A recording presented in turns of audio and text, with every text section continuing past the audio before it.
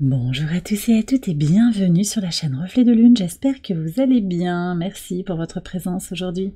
On se retrouve pour le tirage prédictif de la semaine du 3 au 9 février pour le signe du Scorpion, Soleil, Ascendant ou Lune en Scorpion. On va regarder l'énergie de votre semaine pour démarrer.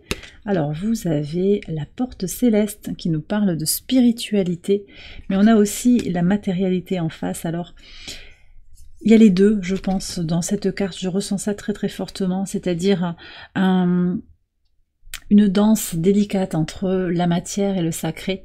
Et on va avoir une lune opposée à votre signe, hein, qui forme un premier quartier ici, le mercredi, premier quartier de lune en taureau, qui nous parle d'une détermination pour avancer dans la matière. Je pense qu'il y a une interconnexion, en fait, entre vos aspirations spirituelles et la réalité terrestre, comme une liaison en fait, où vous sentez bien que vous avez quelque chose à faire pour vous libérer, pour pouvoir avancer concrètement.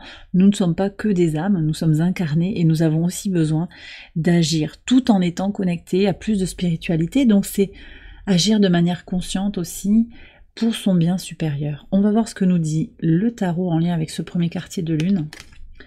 Vous avez le roi de feu, alors il est très beau ce roi, c'est le roi de bâton. Je suis très connectée ici à l'énergie du cœur, même si c'est un roi. Il a tout de masculin dans son énergie. C'est un roi, donc il est avec l'énergie de l'air. Roi de bâton, roi de feu, il est dans l'énergie du feu, donc deux principes masculins. Mais c'est un... On bloque un petit peu le chakra de la gorge. Je crois que aussi c'est ce lien entre à la fois être dans cette... dans quelque chose qui peut être contre-intuitif et en même temps tellement vrai, qu'on peut être à la fois fort et vulnérable, et que la gentillesse, se montrer vulnérable, c'est pas un signe de faiblesse. Donc c'est aussi ça, c'est-à-dire que c'est cette dualité en soi et dans les lois universelles en fait. On est dans une société qui nous pousse à être toujours plus fort, toujours plus résistant, toujours plus actif. Il y a quelque chose à rééquilibrer pour sortir d'un... Il y a quelqu'un qui hurle dehors, c'est très intéressant. Là, je filme à un moment où il y a beaucoup de vie autour de moi. Et il y a une réelle interaction entre mon environnement et les messages que je vous transmets. Tout le monde croit que, en fait, c'est ça. Tout le monde, enfin... Une espèce de masse qui pense que... Et finalement, vous avez un sillon à tracer qui est beaucoup plus personnel, beaucoup plus individuel. Ça ne vous empêche pas d'être dans votre rayonnement intérieur, dans votre brillance, hein, au contraire. Et le fait d'être aligné en fait avec d'assumer cette brillance, cette volonté d'agir, tout en étant connecté à votre vulnérabilité, à l'amour que vous avez envie de donner et de recevoir, c'est ça qui va créer une réalité comme vous la désirez en fait. Oui, en lien avec vos aspirations, on va voir, mais c'est ça, c'est détermination pour agir concrètement, pour créer la vie que l'on désire. On va voir les messages au quotidien. Alors, comment est-ce que vous avez commencé la semaine? Lundi 3. Ah ben on a les amoureux, d'accord, la clé. Alors, vous avez trouvé possiblement une solution par rapport à un dilemme, par rapport à une hésitation, un choix qu'il y avait à faire, mais aussi peut-être par rapport à une situation qui implique du sentimental. Un attachement, un partenariat très très fort, voire du sentimental effectivement. On passe sur cette journée, on était avec la lune conjointe à Chiron, donc il y a peut-être aussi un cheminement de guérison pour pouvoir aller vers ces décisions, ces solutions. Sur le mardi 4, il est puissant votre tirage, hein. Deuxième arcane majeur. Alors sur le mardi, au moment où Vénus entre en bélier et Jupiter repart direct, on a vraiment un espace de libération. Vous voyez, ici c'est tout ce qui est attachement à l'ego, à la matière, à l'avoir, au manque. Moi je sens qu'il y a des libérations en fait sur cette journée. L'entrée de Vénus en bélier, elle redonne une priorité au soi. On est sur ce qui est passionné, plein d'énergie, de l'enthousiasme, mais de l'indépendance aussi, et une recherche de ce qui va vous inspirer dans les relations, dans ce que vous avez envie de vivre, loin des tracas.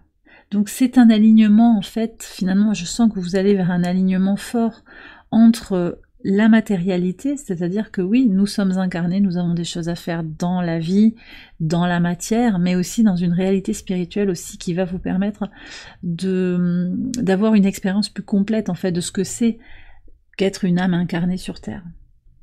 Donc beaucoup de libération, hein, moins de tracas, une envie de toute façon, soit ça se fait aussi, je sens, c'est un gros ras-le-bol, on jette l'éponge un peu, et ben c'est bien. Voilà, j'ai pas à juger, mais on me dit de vous dire que c'est bien. Sur le mercredi 5 et ce premier quartier de lune, on avance, vous voyez, on avance pour aller au bout du tunnel. Vous savez que vous avez à avancer sur des choses tangibles, terminer un dossier, ranger des cartons, plier votre linge, ça peut être des choses très très simples, très quotidiennes, mais aussi travailler sur vous, lancer une activité sur laquelle vous avez procrastiné peut-être, vous lancer pour commencer à voir du concret qui arrive.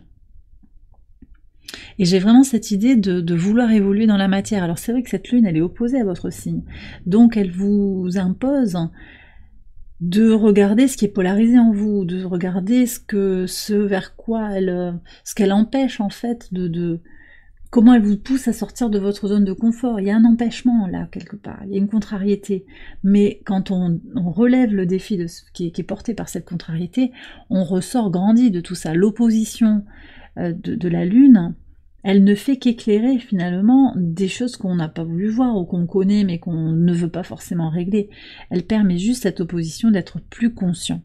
Et puis elle vient à la conjonction d'Uranus cette lune, donc elle impose aussi de regarder ce qu'on a besoin de transformer dans sa vie, parfois de façon très radicale. Sur le pivot de semaine, le jeudi 6, alors on a le valet d'épée et les nuages. Alors c'est intéressant parce que cette carte, en fait, il manque plus que le valet d'épée là-dedans, dans cette carte, comme elle est dessinée, en fait. Simplement, il a pu y avoir des doutes, mais je vois que vous êtes dans votre combativité pour clarifier les doutes, et ça peut passer par l'action. Il y a la conscience aussi, l'état d'être, mais pour vous, et je le sens pour beaucoup de signes cette semaine, en agissant concrètement, vous avez tendance à lever le voile de l'illusion, à détourner votre attention, votre focus de ce qui n'est pas certain, ce qui est inconnu, ce qu'on ne comprend pas. Parfois, on met de l'énergie à chercher des réponses qu'on n'est pas autorisé à avoir, ou on cherche des choses qui sont inutiles. Hein. Enfin, inutiles, oui. Parce qu'on n'a pas la maîtrise. Alors que là où vous pouvez agir, c'est dans l'ici et le maintenant, et c'est sur votre propre environnement, directement. Donc là, il y a une belle détermination à agir, à changer de regard aussi. Un nouveau regard sur les tracas et le manque de discernement, le manque de clarté. Quelque chose peut-être n'est pas à votre portée parce que vous ne devez pas le connaître. Et c'est ok. Et également, quelque chose s'éclaircira plus tard. Et c'est ok aussi. On va regarder les énergies du vendredi 7.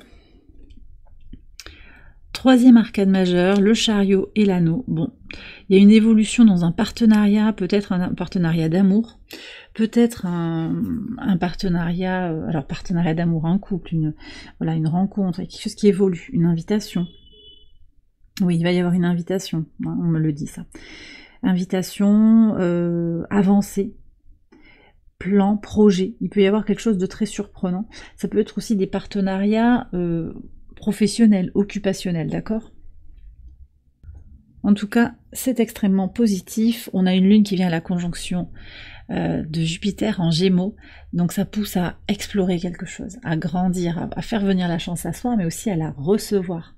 Jupiter va se débloquer dans l'énergie là, et ça peut débloquer du relationnel, ça peut donner aussi envie à beaucoup de gens autour de vous de vous retrouver. Voilà, il peut y avoir de l'enthousiasme en fait à revenir au contact, relancer des projets qui étaient peut-être mis de côté. Il peut y avoir tout ça en fait, très très positif. Sur le week-end, samedi 8, qu'est-ce qu'on a? Alors on a la reine de coupe avec la dame, la féminine, et le 2 d'épée et le mont. Alors ici on me parle de gestation. Peut-être une nouvelle version de vous-même qui est en gestation, vous le sentez sur le week-end, c'est en train de prendre de l'épaisseur. Peut-être aussi que vous apprenez des nouvelles concernant une grossesse, ou bien c'est vous aussi, vous savez, ouais, vous le savez. Je pense que vous le savez au moment où vous regardez la vidéo. Vous prenez soin de vous sur cette journée, vous prenez soin de ce qui se transforme en vous, de ce qui grandit, vous êtes dans l'énergie du cœur en plein, et puis peut-être qu'il y a une polarité féminine, ou bien c'est vous qui vient vous dire en fait à quel point elle tient à vous. Ça peut être un parent, ça peut être une amie, ça peut être un homme aussi, hein, quelqu'un qui est sensible, qui montre sa vulnérabilité. Sur le dimanche, il peut y avoir... alors j'ai deux situations qui sont pour moi déconnectées, mais c'est possible en fait qu'il y ait un conflit par rapport au fait d'incarner son indépendance, parce que je sens qu'ici aussi vous êtes votre propre pourvoyeur d'amour, là. Il y a quelque chose qui va vraiment prendre racine en vous, qui fait que vous n'avez plus besoin de quelqu'un d'autre qui pensait que vous alliez rester corvéable, dépendant, en attente par rapport à cet autre. Et il peut y avoir une tension. Attention au jeu de manipulation. De toute façon, il y a manifestement un obstacle dans cette tension, il y a une hésitation. Il va peut-être être nécessaire sur le week-end de prendre une décision. Mais encore une fois... est-ce que c'est le moment de prendre des décisions? Je sais pas. Je sais pas pourquoi je vous dis encore une fois. Vous me le direz, je sais pas si je vous ai déjà parlé de prendre des décisions, parce que là ça vient pas, mais c'est quelque chose qui va finalement être un obstacle aussi, qui vous permet de réfléchir à un partenariat ou à un engagement. C'est peut-être pas la même chose là. Un bras de fer, c'est quelqu'un qui vous met la pression.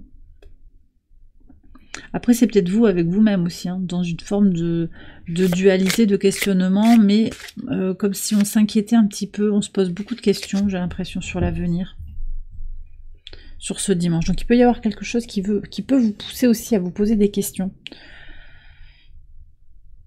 Est-ce que vous forcez parfois sur certaines choses? Alors je vous ai dit, agir, oui, sur quoi vous pouvez, mais il y a aussi le lâcher-prise, et c'est ça la porte céleste, c'est aussi cette idée de se laisser porter par toutes les dimensions du spirituel, et donc lâcher prise sur l'issue d'une situation. Comprendre que les choses viendront à leur rythme, viendront au bon moment, mais que vous pouvez agir, bien entendu. Vous gardez votre libre arbitre aussi, et vous pouvez décider de vous inquiéter ou d'être dans des formes de tension. C'est votre choix, mais vous verrez que ça va détourner l'énergie d'autre chose. Et on a quand même encore ce Mars qui est rétrograde. Et d'ailleurs, sur cette journée, oui, on a Mars rétrograde en Cancer au trigone de votre signe, conjoint à la Lune. Et aussi, au trigone, tout ça, la Mars et la Lune sont au trigone de Saturne. Et ce trigone Mars-Saturne, il est actif toute la semaine, jusqu'au 9, qu'est-ce que j'ai noté? Jusqu'au 19 avril, oui, c'est un très long aspect là qui va nous occuper toute la fin de l'hiver et le début du printemps. On est sur des restructurations, une recherche d'équilibre entre l'action et la prise de responsabilité, et on est avec Saturne dans un appel à la patience. Donc à quel moment est-ce que vous forcez? Les obstacles, ils sont là pour vous enseigner des leçons. Est-ce qu'il faut forcer pour les dépasser? Pas forcément. Peut-être qu'il y a quelque chose à dépasser avec grâce, d'accord? Voyez un petit peu si ça vous parle. Là où il faut forcer, c'est peut-être que c'est pas le bon chemin quand même. Donc vérifiez là où vous avez peut-être besoin de faire preuve de patience et de résilience. On va prendre, pour terminer le tirage, un message d'Ad Infinitum. Ça peut être un mantra pour votre semaine, une affirmation qui vous éclaire sur votre situation actuelle. Et on a l'amour inconditionnel. Le chakra du cœur, je choisis d'aimer et d'accepter toutes les parties de moi-même.